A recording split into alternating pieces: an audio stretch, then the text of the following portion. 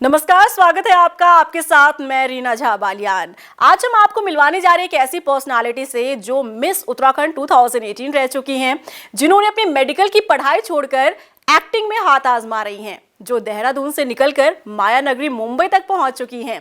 चलिए ज्यादा देर ना करते हुए मिलवाते हैं हम आपको संस्कृति भट्ट से। वेलकम संस्कृति। Thank you so much. कैसी हैं आप? बहुत बढ़िया। मजा आ रहा है? बहुत ज्यादा। माया नगरी मुंबई में कैसा लग रहा है? मजा आ रहा है बिकॉज काम बहुत ही अच्छे और अलग तरीके से होता है। मतलब मुझे एक्सप्लोर करने में मजा आ रहा है कि अलग अलग सेगमेंट्स में एक्सप्लोर कर पा रही हूँ अच्छे से। सो उस चीज को मैं ज्यादा एंजॉय कर रही हूँ।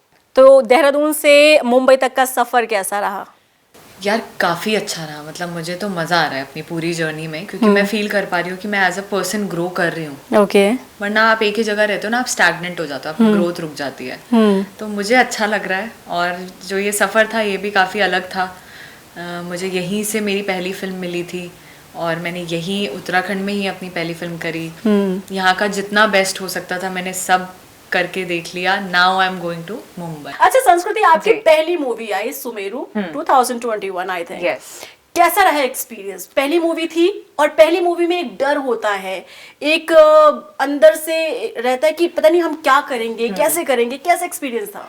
अभी भी आपने बोला ना तो मेरे रोंगटे खड़े हो गए वो दिन याद करके। हाँ। क्योंकि मुझे याद है, मतलब जब मैंने फर्स्ट टाइम ऑडिशन दिया था अपनी लाइफ में, तो वो मिस उत्तराखंड जीतने के बाद मैं ऑडिशन देने गई थी। और वो मैं ऐसे ही चली गई थी। 2 महीने बाद मेरा नीट का एग्जाम था। मुझे पता है कि मैंने तो मेडिकल करना है, मुझे डॉक्टर ही बनना है। ये तो मैं देखने जा रही हूँ बस कैसा होता है ऑडिशन। ऑडिशन दे रही हूँ तो कैमरे में आगे आगे बढ़ती जा रही हूँ, ध्यान ही नहीं है, पता ही नहीं है फ्रेम क्या होता है, एंगल क्या होता है, बस कर रही हूँ।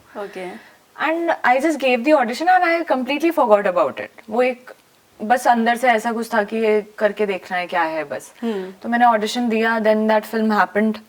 एक्चुअली मैंने ऑडिशन दूसरी फिल्म के लिए दिया था, मैंने सौम्य गणेश के लिए ऑडिशन दिया था, बट अभी वो फिल्म रिलीज हुई नहीं है। तो पहले फिर हमने सुमेरु शूट करी थी। देन क्योंकि ये लॉकडाउन के दौरान की फिल्म थी, तो जैसे ही लॉकडाउन खुला तो वो फिल्म रिलीज हुई। मतलब मुझे अंदर से ऐसा लग रहा था कि यार कहीं ये कुछ ज्यादा जल्दी तो नहीं हो गया मेरी लाइफ में, मैं इस चीज के लिए प्रिपेयर्ड हूँ भी या नहीं हूँ। बिल्कुल, क्योंकि अचानक से ब्रेक मिलना इज लाइक मिरेकल। और मतलब उस चीज को मैंने ऐसे भी लिया कि यार बहुत सारे लोगों ने मुझे ये भी बोला कि तुमने मेहनत ही क्या करी है जिंदगी में, तुम्हें पता क्या है स्ट्रगल क्या होता है, तुम्हें तो बस थाली में परोसा हुआ मिल गया। बट थाली में परोसा हुआ नहीं मिला यार मुझे। अच्छा, ऐसा आपको सुनने को मिलता था? ऐसा मुझे सुनने को, मेरे पास मैसेजेस आते थे लंबे लंबे। और कुछ जैसे क्योंकि फिल्म क्रू बहुत बड़ा होता है, आपके साथ कई सारे लोग होते हैं, तो उन्हीं लोगों में से भी मुझे ये सुनने में आया कि यार ये तो बड़ी अपॉर्चुनिस्ट है, इसे तो फिल्म मिल गई। बट ऐसा नहीं था यार, मैंने बहुत मेहनत करी थी।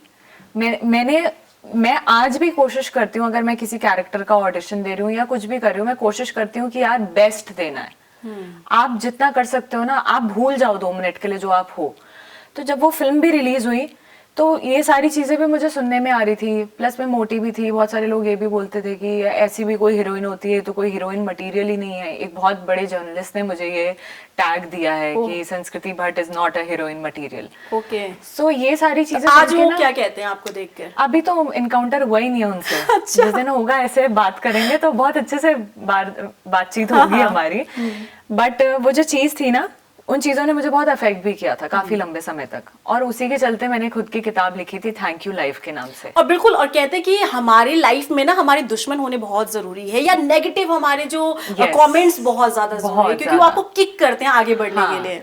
बट जो मेरे डायरेक्टर थे अविनाश ध्यानी जी, जिन्होंने फिल्म डायरेक्ट करी थी और जो मेरे को एक्टर भी थे, उन्होंने उस टाइम पे ना काफी बूस्टअप दिया था कि यार लोग तो बोलते ही रहेंगे, आपको करते रहना है। बिल्कुल। Same applies to my parents. पहले मेरे पेरेंट्स ही आते हैं, मतलब उन्होंने मुझे देखा है कि मैं कैसे एकदम ना मैं शेल में चली जाती हूँ फिर अगर किसी ने कुछ बोल दिया। अब बहुत चेंजेस है because of certain practices that I am following in my life, जो मुझे लगता है कि हर किसी को करनी चाहिए। तो उन्होंने भी मुझे बहुत ज्यादा हेल्प किया उस दौरान, और ताकि मैं उस चीज से निकल पाऊँ। क्योंकि ना एक नए एक्टर के लिए बहुत मुश्किल होता है उस चीज से उभरना कि यार पहली बार में ही किसी ने ऐसा बोल दिया कि आप तो हीरोइन मटीरियल ही नहीं हो। पहली बात तो मटीरियल है क्या? Exactly. we are not a non-living thing ना। आप स्पेसिफाई कर सकते हो, आप बता सकते हो कि यार आप ऐसा कुछ करोगे तो आप इम्प्रूव कर सकते हो। बिल्कुल। तो वो उस पॉइंट पे ना मतलब मैं बहुत डरी। बट कई सारे लोग ऐसे थे जिनके अभी भी मेरे पास लंबे लंबे मैसेजेस हैं, मैंने स्क्रीनशॉट लेके रखे हुए हैं, जिन्होंने उस कैरेक्टर को, सावी को इतना प्यार दिया है। मतलब आप Savi ma'am, you are looking so cute, ऐसी इनोसेंट लड़की हमने आज तक नहीं देखी, क्योंकि वो कैरेक्टर था थोड़ा उसी तरीके से, जो डायरेक्टर थे उन्होंने उसी तरीके से उसे बुना था और शायद मैं उसको बखूबी निभा भी पाई। तो ये था, मतलब बहुत सारी एक्साइटमेंट भी थी, नर्वसनेस भी था और बहुत कुछ था जब वो फिल्म रिलीज हुई। सो या अच्छा एक्सपीरियंस रहा हाँ। आपकी फर्स्ट मूवी का। Yeah. अच्छा संस्कृति, मेडिकल की पढ़ाई ज्यादा टफ लगी या फिर एक्टिंग? यार एक्टिंग ज्यादा टफ है, पता है, अच्छा। क्योंकि आप पढ़ाई भी कर रहे हो। लोगों को लगता है कि आप एक्टर हो तो आपने बस 2-4 आईब्रो हिलाई और आप पहुंच गए उस जगह पे, बट ऐसा नहीं है। मैं हर उस इंसान को बोलना चाहती हूँ जो एक्टर बनना चाहता है, यार डेली आपको हफ्ते में 2 किताबें पढ़ के खत्म करनी है और आपको पता होना चाहिए उस किताब में इंपॉर्टेंट लाइंस क्या थी।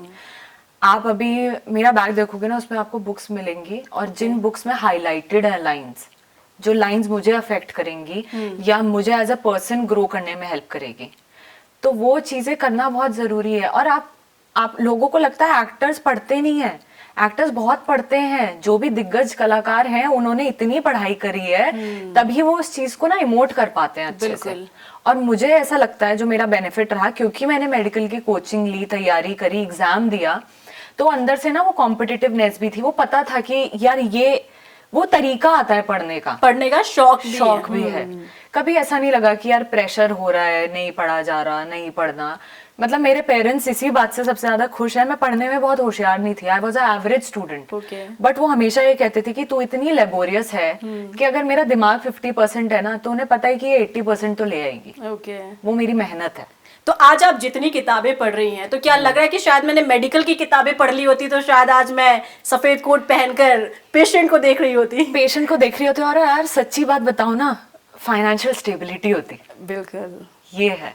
हर रोज चैलेंजेस नहीं होते हैं, एक डर नहीं होता, एक इनसिक्योरिटी नहीं होती। यस, अभी ऐसा है कि आपको हर दिन कुआं खोदना है और हर दिन पानी पीना है, बिकॉज आप एज एन एक्टर आपकी शिफ्ट होती है 12 घंटे की। वो 12 घंटे की शिफ्ट क्या है, जैसे एक लेबर काम करता है, 12 घंटे आपको काम करना ही करना है। बिल्कुल। तो वो एक आप बंधे हुए हो और आपको पर डे के हिसाब से या किसी भी हिसाब से जो आप पैकेज ले रहे हो उसके हिसाब से आपको पेमेंट मिलता है। बट ऐसा जरूरी भी नहीं है कि आपको साल में 12 के 12 महीने काम होगा, ऐसा किसी एक्टर के साथ खाली भी बैठना पड़ता है। बैठते और जब खाली बैठते हैं तो 100 चीजें आती हैं दिमाग में। तो 100 चीजें आती हैं, उन 100 चीजों से बेहतर है फिर आप किन्हीं किताबों से वो 100 चीजें ले लो। मुझे ऐसा लगता है, क्योंकि आजकल ना बहुत इजीली अल्कोहल, ड्रग्स, ये सारी चीजें भी बहुत बहुत इजीली अवेलेबल है। मुंबई जैसे शहर में, मुंबई हो चाहे देहरादून हो, मैं तो ये चीज फील कर पा रही हूँ कि मुंबई में आपका आधार कार्ड चेक होता है, you are not allowed to drink before 25 at good places. But in Dehradun आपका नहीं होती वो चेकिंग। और एक्चुअली हमारे साथ प्रॉब्लम ये हो रही है कि हम जो छोटे शहर के लोग होते हैं ना, हम लोग, मैं भी आती हूँ उसमें, हम बड़े शहरों में जाके देखते हैं कि वाओ इतनी इंडिपेंडेंस, इतना सब कुछ, बट वहां ना इंडिपेंडेंस बहुत तरीके से है, यहाँ पे हम सीधा खुल जाते हैं। और जो मतलब आजकल हादसे हो रहे हैं जिस तरीके के, मुझे ऐसा लगता है कि आप ना जितना अवॉइड कर सकते हो इन चीजों को करो। बिल्कुल। आपको पहली फिल्म में जो ब्रेक मिला संस्कृति, उसके बारे में थोड़ा सा बताइएगा कि वो ब्रेक कैसे मिला, क्योंकि आपके जैसे कई यूथ हैं जो अपना एक्टिंग में हाथ आजमाना चाहते हैं और इतनी जल्दी किसी को ब्रेक मिल जाए ऐसा मुमकिन नहीं होता। तो क्या जो पहली मूवी सुमेरु जो आपकी थी, क्या वो संस्कृति के लिए ही रोल रखा गया था या कैसे हुआ ये सब कुछ? वो एक्चुअली ऐसा हुआ था कि जब, क्योंकि मैं उस प्रोडक्शन हाउस पद्मा सिद्धि फिल्म्स के साथ एज अ क्रिएटिव हेड भी एसोसिएटेड रही हूँ। तो वहां पे ना, ये बॉम्बे में भी होता है, कोई भी प्रोडक्शन हाउस होगा वहां स्क्रिप्ट तैयार होती है, आप स्क्रिप्ट पढ़ते हो। तो क्योंकि अंदर से तो था ना आपको कि आपको हमेशा कुछ ना कुछ प्ले करना है, तो सर उस टाइम ना ऑडिशंस भी ले रहे थे लोगों के। कुछ ऑनलाइन ऑडिशंस आ रहे थे। तो ऐसे ही ना मैं एक दिन अपने स्पेस में, अपने एरिया में बैठ के वो स्क्रिप्ट पढ़ के ना एक्टिंग कर रही हूँ। अच्छा। हरियाणवी एक्सेंट में बात कर रही हूँ, रे भंवर, अच्छा, क्या बोले, और ये सब चल रहा था। तो उन्होंने नोटिस किया कि ये शायद कर लेगी। अच्छा। तो और मैं अपने जोन में थी, मुझे नहीं पता मुझे कोई देख रहा है क्या हो रहा है, कुछ नहीं। तो फिर पूछा कि तू ऑडिशन क्यों नहीं दे रही है? मैंने कहा आपने बोला नहीं देने के लिए। तो मैंने ऑडिशन दिया फिर। Okay. और फिर वो इन दैट रोल बिल्कुल फिट बैठा प्लस अगर किसी को हम बाहर से भी हायर करते तो वो कोविड का टाइम चल रहा था, it was not possible for someone to travel from Mumbai to Dehradun. तो शायद वो कोविड का टाइम मेरे लिए कुछ हल्का सा लक भी लेके आया था आपदा साथ में अवसर ढूंढना, जो प्रधानमंत्री नरेंद्र मोदी Yes, कहते हैं, वो आपके लिए बना, वो मेरे लिए हुआ था। अच्छा, जब आपने अपनी फैमिली को कहा कि आपको पहली फिल्म मिल गई है, कैसा उनका रिएक्शन था? क्या कहा फैमिली ने? यार मेरे पापा ने तो कहा मजाक कर रही है अच्छा, कि ऐसे कहीं ऐसे नहीं होता कहीं भी। इतना इजी कैसे हाँ, मिलता है? मेरी मम्मी ने भी कहा कि यार मुझे पता है कि तेरा थोड़ा है, मतलब अच्छा तू जो चीजें मैनिफेस्ट करती है तेरे साथ हो जाता है, पर एकदम से कैसे हो गया? अच्छा, तो मैंने कहा यार मम्मी हो तो रहा है, मुझे खुद समझ में नहीं आ रहा कैसे हो रहा है। मुझे कल सुबह जाना है पोस्टर शूट के लिए, 4 बजे उठना है, तैयारी कर रही हूँ रात भर ना, और एक्साइटेड हो रखी हूँ। और मतलब पापा ने बस मुझे आके हग किया, फिर उन्होंने मुझे किस किया मेरे माथे पे, मेरे गाल पे, और मतलब फिर सो गए। अच्छा। बहुत ना, क्योंकि हमारी फैमिली ना थोड़ा डरती भी है, जो हम छोटे घर के लोग होते हैं वो डरते हैं, मिडिल क्लास फैमिली, कि हाय अपनी ही नजर ना लग जाए, कुछ गड़बड़ हो गया तो, ऐसा हो गया तो उनकी एक्साइटमेंट कुछ बहुत लाउड नहीं थी, बट मुझे इतना पता था वो खुश है। ओके। तो कितने सिबलिंग्स हैं आपके? मेरा छोटा भाई है एक। अच्छा, मुझसे काफी वो किस छोटा है। प्रोफेशन में? वो एक्चुअली अभी 12th में है, सेंट जोसेफ से अपना 12th करा है। मैंने भी अपनी स्कूलिंग सेंट जोसेफ से ही करी है। ओके। और he is into something else, पता नहीं गिटार वगैरह बजाता है वो। अच्छा। बट कहीं वो भी तो आपकी लाइन में तो नहीं जा रहा है अभी तक तो उसने बोला है कि नहीं कि मुझे नहीं अपनी करना। बहना से इंस्पायर हो रहे हो? नहीं अभी तक उसने ऐसा कुछ बोला ही नहीं, कहता मुझे नहीं करना ये सब, मैं अच्छा। अपना काम करूंगा। ओके। अच्छा, आप क्या पहली हैं अपनी फैमिली में जिन्होंने बॉलीवुड की तरफ मूव किया, या पहले भी किसी ने एक्सपीरियंस किया है एक्टिंग में? एक्चुअली मैं पहली हूँ। ओके। अगर मैं डॉक्टर भी बनती तो भी मैं पहली होती, और अगर मैं एक्टर भी बनी हूँ तो मैं पहली हूँ। हमारी फैमिली में टीचर्स बहुत हैं, इंजीनियर्स बहुत हैं, आईएएस आईपीएस ये सारे भरे पड़े हैं, बट अच्छा। No one in acting and no one is a MBBS doctor. Okay. अभी एक कजन है मेरा who is pursuing MBBS, Okay. तो एक वही है अब डॉक्टर। उससे पहले होती तो मैं होती शायद। अच्छा, तो फैमिली को कभी लगता है कि संस्कृति ने ये क्या किया? आज अगर वो डॉक्टर होती तो शायद एक अलग पहचान होती, और आज एक अलग पहचान है, ऐसा कभी फील करती है फैमिली, या प्राउड फील कर रही है नहीं डॉक्टर ना सही एक्टर? एक्चुअली ना मेरी मम्मी एक बात कहती है कि उनको बीच में थोड़ी सी प्रॉब्लम होने लग गई थी मुझसे। ओके। वो जो मुझे भी फील होता है कि उनका ऐसा सोचना बहुत सही है। मैं काफी टाइम से देहरादून में ही काम कर रही थी, और मैंने बहुत सारा काम सीखा यहाँ पे, काफी एक्सपोजर लिया, और बट एक बिग सिटी का एक्सपोजर वही होता है। तो मेरी मॉम हमेशा कहती थी कि बेटा बाहर निकलो, आपकी पर्सनल ग्रोथ होना ज्यादा जरूरी है।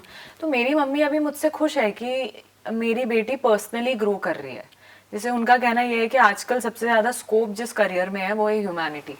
आजकल इंसानियत बहुत कम है बहुत लोगों कम में, है।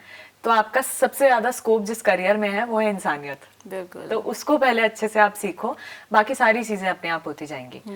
तो उन्होंने कभी मुझे ऐसा नहीं बोला, बल्कि मैं ही बोलती हूँ कि यार मैंने क्यों छोड़ दिया। जब मैं परेशान हो जाती हूँ ना, जब ऐसा हो जाता है कि यार 2-3 महीने से मैं खाली बैठी हूँ, कुछ काम ही नहीं आया, अब मैं क्या करूँ, तो तब मेरे अंदर से वो चीज आती है, और तब मम्मी मुझे कहती है कि कोई बात नहीं, अभी तो तू गई है, अभी तो तूने शुरू किया है, बिल्कुल कोई बात नहीं। मुझे तुझे ये देख के अच्छा लग रहा है कि तू जिमनास्ट करती है, तू डांस करती है, तू छोटे मोटे जो भी मैं एक्टिंग गिग्स मिलते हैं वो करती हूँ, मैं राइटिंग गिग्स बहुत ज्यादा करती हूँ। मुझे कभी किसी की अगर बुक लिखने को मिल जाए तो मैं उनकी बुक लिख के एडिटिंग वगैरह करती हूँ। तो मेरी मम्मी कहती है मुझे ना ये सारी चीजें देख के अच्छा लगता है कि मेरी बेटी इतना सब कुछ अलग अलग कर रही है। अच्छा। बट तेरा जो फोकस है, तुझे एक्टिंग करनी है, उस पे ध्यान दे, और उसके लिए खुद की ग्रोथ पे ध्यान दे। जब तक तू उस लेवल पे ही नहीं आएगी कि तू लर्न कर पाए किसी चीज से, तब तक कैसे होगा। बिल्कुल। अच्छा संस्कृति, बिना गॉडफादर के बॉलीवुड में खुद को एडजस्ट करना कितना मुश्किल है? यार एक्चुअली ना मैं अभी प्रॉपर बॉलीवुड में तो घुसी नहीं हूँ, हाँ। बट अभी तक जितने लोगों से मैं मिली हूँ, जो कह लो आप उस वहां तक पहुंचने की सीढ़ियां हैं, तो मुझे उनमें से किसी से भी मिलके ऐसा नहीं लगा कि मेरे लिए इस इंडस्ट्री में जगह ही नहीं है। नहीं, जब आप मुंबई गए, आप यहाँ से देहरादून से मुंबई तक का सफर बताइए, जब आप मुंबई गए तो वो माया नगरी है, एक्टिंग के लिए हजारों लाखों लोग हर रोज वहां जाते हैं। कैसा महसूस किया आपने? कभी ऐसा लगा कि यार छोटे से शहर से आई है, इसे थोड़ा सा इग्नोर करते हैं, ऐसा कुछ कभी फील हुआ क्या? नहीं, मुझे सच में ऐसा फील नहीं हुआ। और मुझे ऐसा भी लगता है कि उस चीज से ना कोई फर्क भी नहीं पड़ता।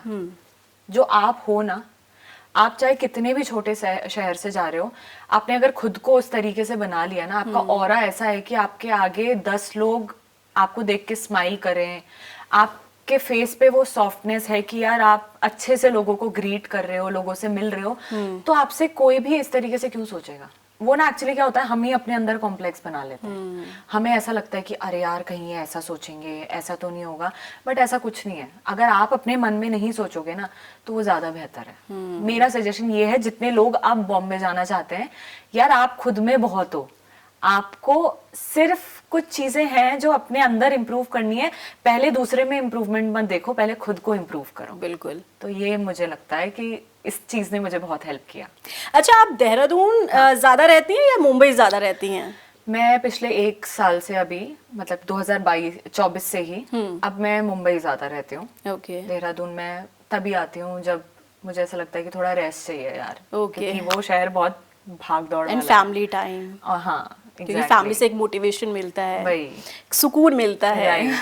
अच्छा, जब आप मुंबई रहती हैं तो देहरादून की ऐसी कौन सी चीज है जिसे आप बहुत ज्यादा मिस करती हैं? यार मोमो। अच्छा। बहुत ज्यादा फूडी हैं आप? बहुत ज्यादा। अच्छा। इतनी ज्यादा फूडी हूँ मैं, तभी तो मैंने अपना 26 किलो वेट कम किया। अच्छा। मैं इतनी फूडी हो चुकी थी खा खा के। और ऐसा भी नहीं है कि मैं सिर्फ जंक ही खाती हूँ। मुझे जो अपने घर में जो चैसा भात बनता है ना, अच्छा, और जो मंडवे की रोटी बनती है, ओके, वो वहां जाके आप बना ही नहीं सकते हो। प्रॉपर उत्तराखंड का जो हाँ, खाना जो है। हमारा खाना है अपना, जो हरी चटनी हम बनाते हैं सिलबट्टे पे पीस के, यस। वो चीज खाने में यहीं पे मजा है।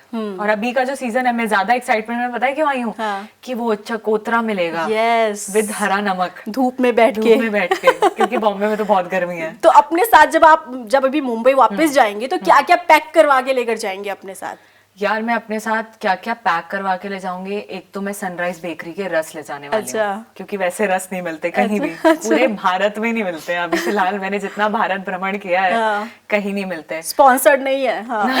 हाँ, एक्चुअली मुझे जेन्युइनली पसंद है। अच्छा। तो एक सनराइज बेकरी के रस, पिस्ता बिस्किट, एक बेकर्स हाउस का एक चोकोलावा केक है, शायद वो भी ले जाऊंगी मैं अपने साथ। ठीक है। मोमो यार एक दिन से ज्यादा चलते नहीं है। हाँ। वो खा के जाऊंगी अच्छे से। फिर वहां जाके अपनी एक्सरसाइज और डाइट वगैरह करूंगी। और पता नहीं क्या क्या ले जाने वाली हूँ। शायद मम्मा से बोलूंगी कि वो चने भून के, और हाँ, उनका माँ चैसा का प्यार वाला जो घर की चीजें हैं, वो क्या क्या तैयार करवाएंगी? जैसे कि क्योंकि मैं उत्तराखंड से नहीं हूँ, लेकिन जितना मुझे समय हुआ है देहरादून में रहते रहते, जो चीजें आपने चकोतरा कहा, धूप में बैठ के उसका स्वाद, आहा, मुंह में पानी आ जाता है नाम लेते। और वो नमक मसाले वाला जो नमक तैयार होता है स्पेशली, यस। तो क्या ये भी तैयार करवा लिया आपने? अचार तैयार हो चुका है, हरा नमक तैयार हो चुका है, जो मुझे चाहिए घर का ना। और माल्टा कैसे ले जाऊं? काश ले जा पाती। ओके। हाँ। तो मतलब यही मैं जानना चाह रही हूँ, जब आप मुंबई से आती हैं तो कौन सी वो चीज पसंद करती है? आपने खाने में तो बता दिया मोमोज। कहाँ जाना सबसे ज्यादा पसंद है? शॉपिंग करने, मूवी देखने, कहाँ जाती हैं आप देहरादून आती हैं तो? चार दुकान बहुत पसंद है, और ऋषिकेश बहुत पसंद है। अच्छा। मेरी चार दुकान से काफी सारी मेमोरीज हैं। स्कूल टाइम में मैं और मेरे फ्रेंड्स बहुत जाया करते थे, और वहां ना हमने अपने पेड़ बना रखे थे। अच्छा। कि इस पेड़ की ये स्पेसिफिकेशन है और ये वो सो। तो मुझे वो चार दुकान जो पूरी जगह है वो बहुत पसंद है। मुझे ऋषिकेश इसलिए बहुत पसंद है कि वहां कितनी भी भीड़ हो ना, एक कामनेस और एक सुकून है वहां। तो I love going to Rishikesh, I love going to Char Dukan. ये दो जगह है जहाँ मैं जाना चाहती हूँ हमेशा। ओके। अच्छा, बॉलीवुड में कौन है आपके लिए रोल मॉडल? किससे इंस्पायर होती हैं सबसे ज्यादा? मैंने एज एन एक्टर जिससे सबसे ज्यादा इंस्पिरेशन ली है वो है स्मिता पाटिल। अच्छा। एक्चुअली स्मिता पाटिल, पता नहीं आप में से कितने लोगों को पता है, बट काफी पुरानी एक्ट्रेस थी। She died very early. और मेरे को ना उनका जो काम था, एक्चुअली उनके इंटरव्यू में मैंने कहीं देखा था, पढ़ा था, उनको भी लोगों ने ऐसे ही बोला था कि ये तो आर्ट फिल्म्स के लिए बनी है, ये इसमें वो हीरोइन वाली बात नहीं है। तो वहां से ना शायद मैं उनसे कनेक्ट हो गई। वो जो कमेंट आया था, सेम कमेंट था। मुझे लगा यार इन्होंने कितनी वर्सेटैलिटी दिखाई है, मतलब वो जो उनका बारिश वाला गाना है एक, आज तक का सबसे ज्यादा कमर्शियली हिट गाना है वो, अमिताभ बच्चन जी के साथ उनका जो सॉन्ग है, मैं गाने का नाम कैसे भूल गई, मुझे याद ही नहीं आ रहा।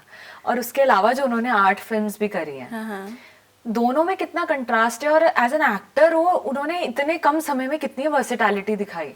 तो उनका जो वो एक्टिंग वाली चीज है वो मुझे बहुत पसंद है, तो मैं उनसे कहीं ना कहीं अपनी इंस्पिरेशन लेती हूँ कि यार अगर कुछ वर्सेटैलिटी दिखानी है तो इनके जैसे दिखाओ। ओके अच्छा, फिल्म जगत में कंपटीशन अब के समय में आप ज्यादा देखती हैं या पहले कंपटीशन ज्यादा हुआ करता था? क्या महसूस किया है आपने?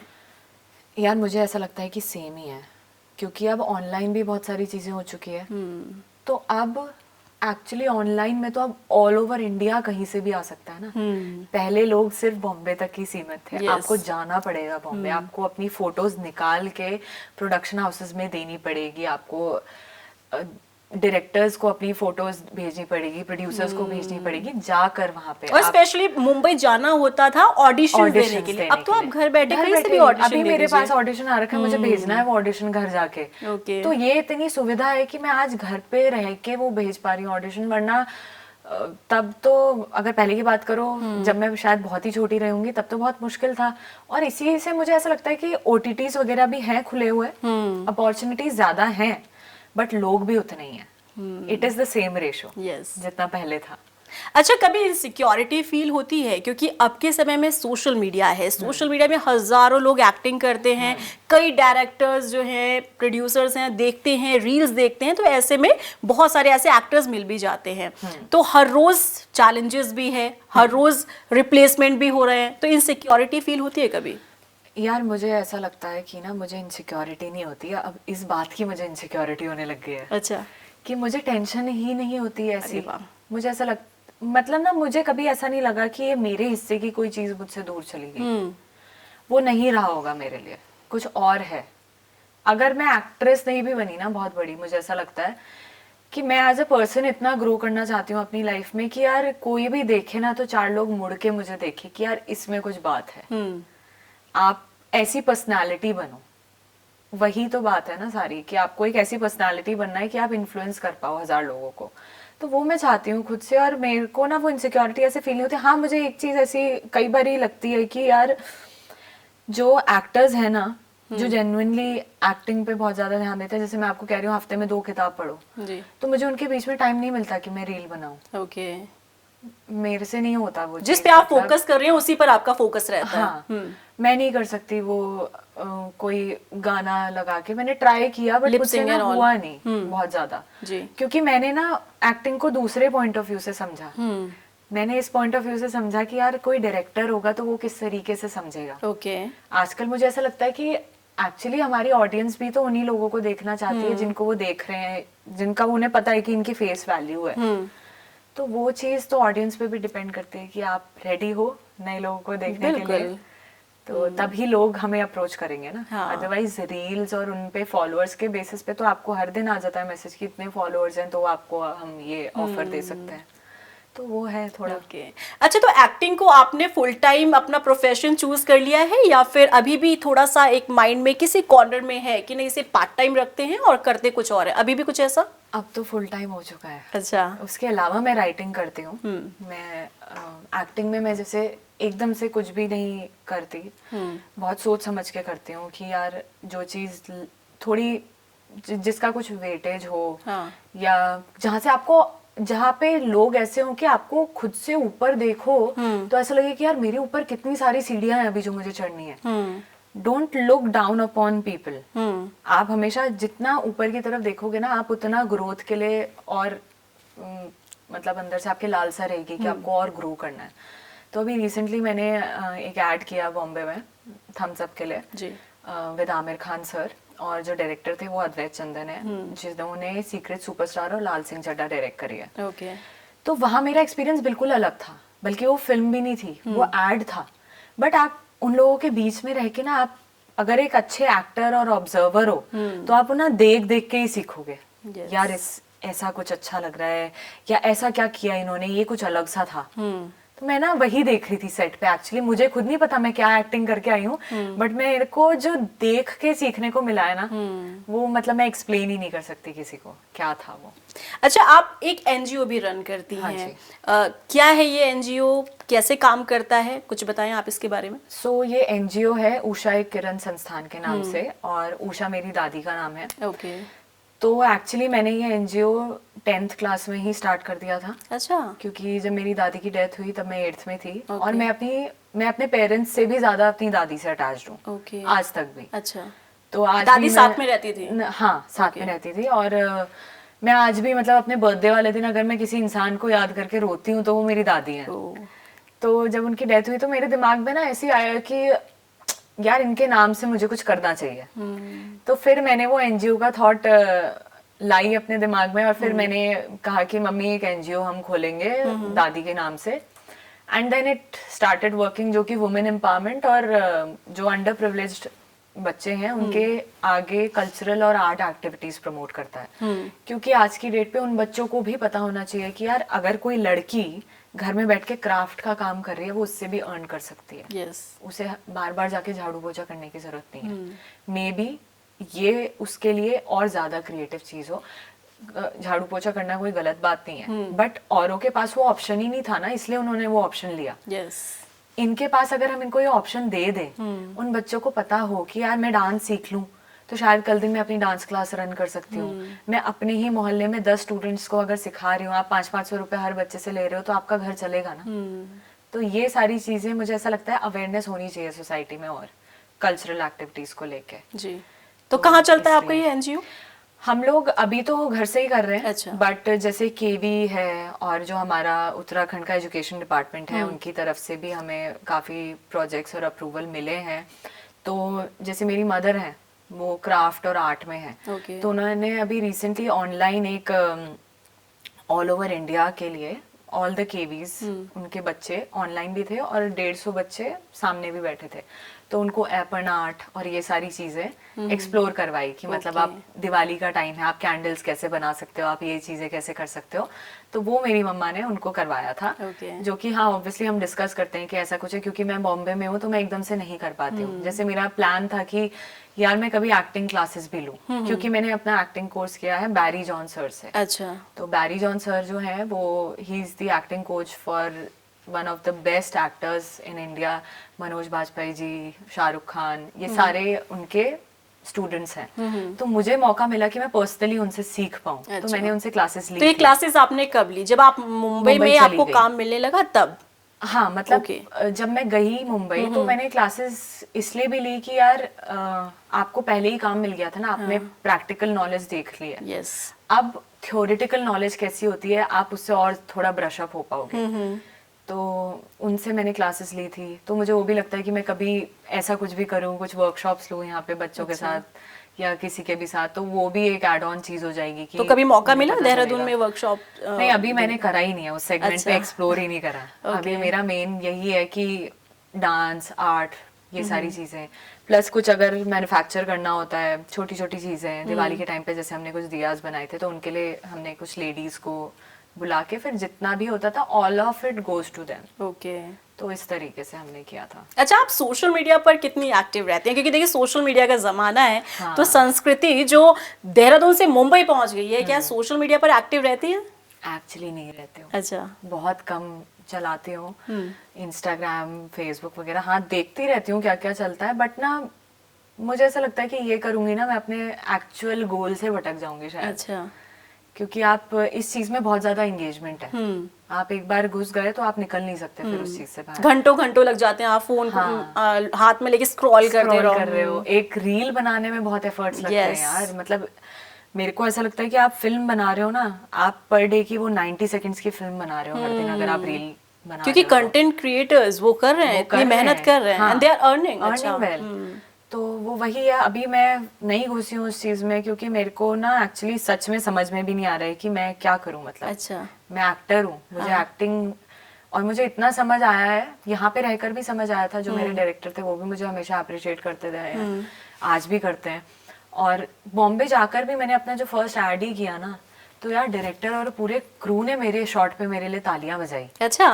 तो मतलब मेरे को तो समझ ही नहीं आया, मेरे तो कान में ऐसे बीप हो रहा था। मेरी फ्रेंड ने आके मुझे बोला, पागल, तेरे लिए डायरेक्टर ताली बजा रहे हैं, तुझे समझ आ रहा है क्या हो रहा है?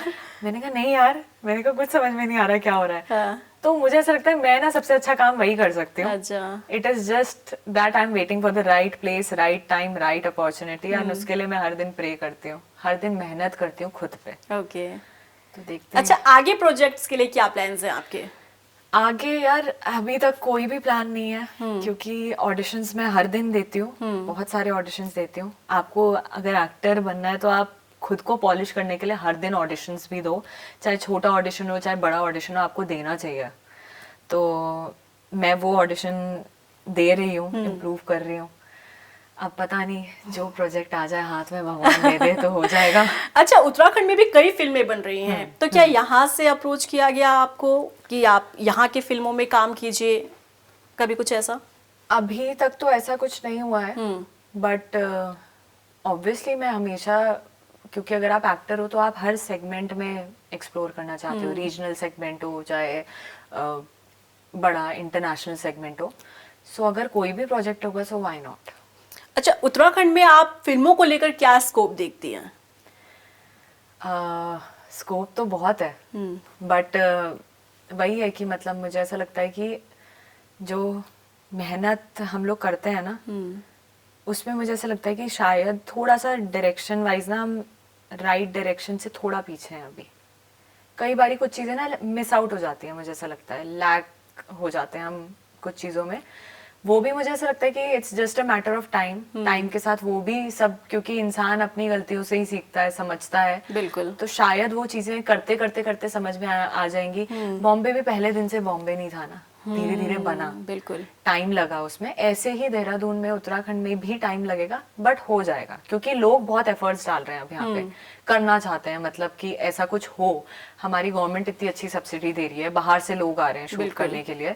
सो ये तो सबसे बड़ा एक्सपोजर है सारे लोगों के लिए, बट लोग इस एक्सपोजर को सीरियसली लें, और जो लोग हमें एक्सपोजर देने के लिए भी आ रहे हैं वो भी इस चीज को माइंड में रखें कि यार अगर हम आपके साथ काम सीख भी रहे हैं, then we also have certain things like जो हमें घर पे देनी होती है। जो कोई इंसान है ऐसा जो ये काम करना तो चाहता है, बट उसको वो फाइनेंशियली उतना सपोर्ट नहीं कर पा रही है चीज, तो उस चीज का ध्यान रखते हुए थोड़ा बैलेंस बनाने की बात है, सब अच्छा हो जाएगा यहाँ भी। बिल्कुल अच्छा ही होगा, इतनी मेहनत, क्योंकि मेहनत हमेशा रंग लाती है। Yes. अच्छा, संस्कृति, क्रेज इन दिनों चल रहा है सीरीज का, तो क्या सीरीज को लेकर कुछ प्लान्स हैं आपके? अगर ऑफर आता है सीरीज करने के लिए तो क्या आप रेडी हैं? अभी तो मैं उस स्टेज पे हूँ कि मुझे सीरीज फिल्म जिसका भी कुछ ऑफर भी आ आए जाए। मैं करूंगी, मुझे करना है, क्योंकि मैं देखना चाहती हूँ कि मैं कितना एज एन एक्टर खुद को और उभार सकती हूँ और बेटर कर सकती हूँ। तो अभी तो मैं उस स्टेज पे ही नहीं हूँ ना अपनी लाइफ के कि मैं चूज करूँ ये चाहिए ये नहीं चाहिए। अभी तो आपको जो मिल जाए यार, just grab the opportunity. Yes. तो ये है, अभी तो मैं I am open to all films, web series, कुछ भी करने को तैयार है। अच्छा, संस्कृति, आपको याद होगा प्रधानमंत्री नरेंद्र मोदी ने एक नारा दिया था उत्तराखंड के अंदर कि उत्तराखंड का पानी और उत्तराखंड की जवानी उत्तराखंड के काम आएगी। क्या आपको लगता है कि ऐसा है? क्योंकि युवा अपना करियर बनाने के लिए उन्हें अपना राज्य छोड़ना पड़ रहा है, दूसरे राज्य जाना पड़ रहा है, इसे लेकर आप क्या कहेंगी? मुझे ऐसा लगता है, जैसे मैं भी गई हूँ ना बॉम्बे, तो क्योंकि वहां पे ना बहुत सालों से बहुत एक्सपीरियंस लोग हैं, तो उनके साथ आप काम सीख के जब आओगे ना, तो आपका काम करने का तरीका ही अलग होगा। आप और स्पीड से चीजों को आगे ले जा पाओगे अपनी जगह पे भी। तो मुझे ऐसा लगता है, जैसे अब मेरा घर देहरादून में, बट मेरा गांव है देवल, तो मेरा गांव बहुत दूर नहीं है, 2 घंटे की दूरी पे एयरपोर्ट से। तो मैं अभी परसों ही पापा को बोल रही थी कि पापा मैं कुछ ऐसा ऐसा कर लूंगी ना, फिर बॉम्बे में तो रहना पड़ेगा जब जब काम होगा, और फिर ना गांव में घर बना लेंगे। अच्छा। क्योंकि 2 घंटे एयरपोर्ट, देहरादून से एयरपोर्ट 2 घंटे लग रहे हैं, वहां भी 2 ही घंटे लग रहे हैं, तो वहां जाके रहेंगे, शहर की भीड़ में क्यों रहे। फिर हम आराम से अपना, जैसे लोगों ने अब बॉम्बे से आके लोग यहाँ फार्म हाउस लेते हैं, दिल्ली से आके लोग फार्म हाउस बना रहे हैं, तो हमारा तो है ऑलरेडी, हम वहां रहेंगे। तो ये मेरी सोच है थोड़ी सी चीजों को लेके, बट मेरे को लगता है काम सीखने के लिए आपको बाहर तो जाना पड़ेगा। बिल्कुल बाहर जाना पड़ेगा। उम्मीद करते हैं कि यहाँ पे इस तरीके से प्लेटफॉर्म दिए जाए ताकि यहाँ के जो युवा हैं उन्हें यहीं पर मौका मिले काम करने का, आगे बढ़ने का। और आगे अपने प्रोजेक्ट्स को लेकर, जैसे आपने कहा एडवर्टीजमेंट आप अभी फिलहाल कौन कौन से कर रहे हैं? मैंने एक यहीं की उत्तराखंड की वेबसाइट है, मैट्रिमोनियल वेबसाइट mangal.com के नाम से, मैंने उनके लिए 2 एड्स किए थे एज एन एक्टर, जिसमें हिमानी मैम, हिमानी शिवपुरी जी और मुकेश तिवारी जी थे। उसके बाद अभी रीसेंट एड मैंने जो किया है वो थम्स अप के लिए है। ये थोड़े जो बड़े ब्रांड्स हैं उनका मैं बता रही हूँ आपको। बाकी छोटे मोटे मिलते हैं जो डिजिटल एड्स होते हैं, रील एड्स होते हैं, वो मैं करती रहती हूँ। ओके। वो तो आप घर से भी करके भेज सकते हो, आजकल वही बात है, बिल्कुल। टेक्निकल जमाना है। हाँ। तो आप भेज सकते हो। बट ये जो बिग एड्स मैंने किए हैं, ये 3 एड्स हैं अभी तक जिनसे मैं एड्स के लिए भी ओपन हूँ। संस्कृति अगर एक्टिंग ना करे या एक्टर ना बने तो दूसरा ऑप्शन क्या? मुझे ऐसा लगता है कि मैं बहुत अच्छी मोटिवेटर बन सकती हूँ। Okay. I can motivate a lot of people. I swear to God, अगर किसी को कोई प्रॉब्लम है ना अभी भी, मेरे पास आ जाओ यार, मेरे से बेटर थेरेपी कोई नहीं देता है। ये मैं लिख के दे सकती अच्छा, हूँ। तो ये सीखा कहाँ से आपने मोटिवेट करना? पहले खुद मोटिवेट हुई आप? हाँ, मेरे को ना ऐसा लगता है कि लाइफ में मोटिवेशन की ना बहुत ज्यादा कमी है। हाँ। तो आप ना मुझे लिखना बहुत पसंद था। मैं जो कोट्स भी लिखती थी ना, उसमें भी बहुत मोटिवेशनल चीजें लिखती थी, और कभी मैंने किसी को पढ़ के कोई चीज नहीं लिखी। Okay. वो खुद से ही होता था। बाद में मुझे ऐसा लगने लगा कि यार मैं तो इतने बड़े ऐसे राइटर की तरह सोच रही हूँ, ये कैसे हो रहा है? तो उसी से मेरा थॉट भी आया कि यार मुझे अपनी बुक लिखनी चाहिए, जो कि खुद एक सेल्फ हेल्प नॉवल है, थैंक यू लाइफ के नाम से। ओके। तो वो लिखने का भी मेरा यही मोटिव था। और जितने लोगों ने अभी तक वो पढ़ी है किताब, उसमें एरर्स हैं बहुत सारे। मैं ये नहीं बोलूंगी कि बुक परफेक्ट है, नो वन इज परफेक्ट, वो बुक भी परफेक्ट नहीं है। बट जितने भी लोगों ने पढ़ी, सबने ये बोला कि यार ये ना उम्र से ज्यादा की समझदारी है। ओके। तो वो जो उम्र से ज्यादा की समझदारी है, मुझे ऐसा लगता है उसकी वजह से ना मैं लोगों को बहुत, मैं समझ लेती हूँ, पता नहीं क्यों, दूसरे की परेशानी, दूसरे के हिसाब से खुद को ढाल लेना। तो ये चीजें हैं मेरे अंदर, और इसलिए मुझे ऐसा लगता है कि मैं बहुत अच्छी मोटिवेटर और शायद एक सोशल सर्विस वर्कर बन सकती हूँ। तो बहुत सारी क्वालिटीज हैं आपके अंदर। आप एक्टिंग अच्छा करती हैं, आप मोटिवेट कर सकती हैं दूसरों को, आप लिखती अच्छा हैं, तो और क्या चाहिए। वेल संस्कृति, बहुत अच्छा लगा आपसे बातचीत करके और आपके अब तक के सफर के बारे में जान करके। उम्मीद करते हैं हमारे व्यूवर्स को भी मजा आया होगा ये बातचीत सुनकर। और संस्कृति को लेकर आप क्या कहना चाहते हैं बताइएगा जरूर। और उम्मीद करते हैं संस्कृति आपको आगे बहुत अच्छे प्रोजेक्ट्स मिले और हम आपको बड़े स्क्रीन पर बहुत जल्द देखें। Thank you so much. तो मुझे दीजिए इजाजत, नमस्कार।